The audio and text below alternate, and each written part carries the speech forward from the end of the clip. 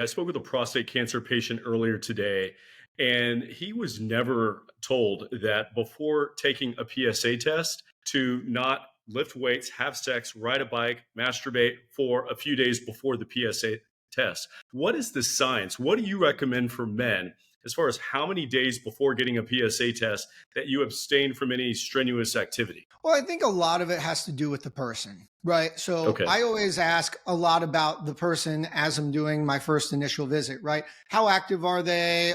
Do they exercise? If they're biking, how sexually active they are. These are like, what do they do for their job? Are they sitting a lot? Are they standing a lot? These are just standard things that I want to know about my patient.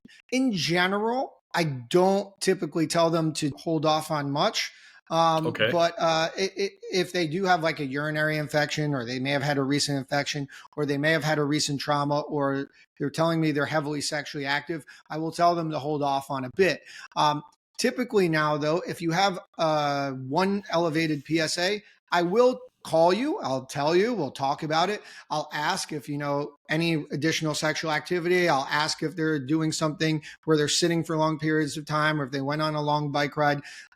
And then I will often repeat it. Our guidelines Okay. now are also saying repeat a PSA times 2 prior to really making a decision whether you want to do an MRI, whether you want to go to the biopsy.